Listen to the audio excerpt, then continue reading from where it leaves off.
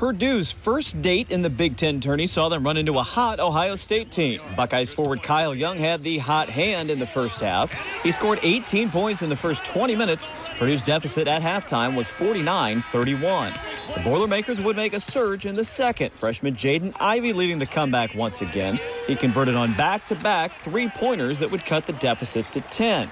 They got it to single digits, and then Trevion Williams would get it even closer. Muscles one up inside in the final minute. He scored a game-high 26 points, also had 14 rebounds. Purdue tied up the game and got it to overtime. But the Buckeyes hit the big shots in the extra period. Dwayne Washington for three at the top of the arc.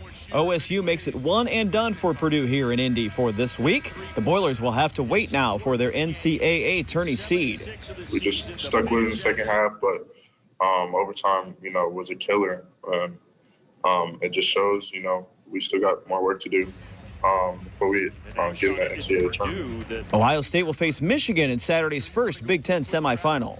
The Marian men's and women's teams will begin their quest for NAIA national titles this weekend. Both are #1 seeds for the opening rounds of their respective 48 school brackets. The Knights men are coming off last week's Crossroads League Tournament Championship. They have won 13 straight games heading into nationals. Marian's had a stop-and-start schedule all season. 13 games postponed or canceled by COVID. But the Knights' experienced roster has helped them keep steady through a tricky couple of months. I can't be more proud of them for just, one, getting through the COVID, and now where we are right now, we've actually gotten a lot better here in the last, I think, 3 or 4 or 5 weeks.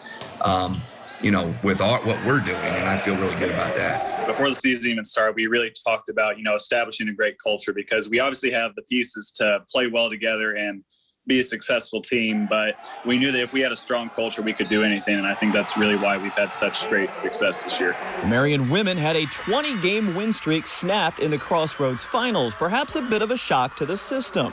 But the Knights' focus all season has been getting back to this point. A year ago, they were a top seed and a tourney favorite when the NAIA canceled it all.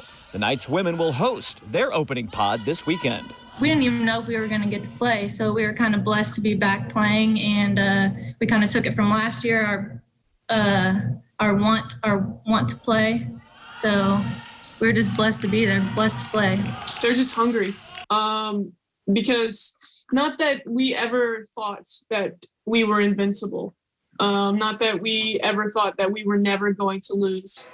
I just think now that pressure might be off of our shoulders. Saturday's NAIA winners will advance to the 16-team national tourneys. The men headed to Kansas City, and the women would go to Sioux City, Iowa.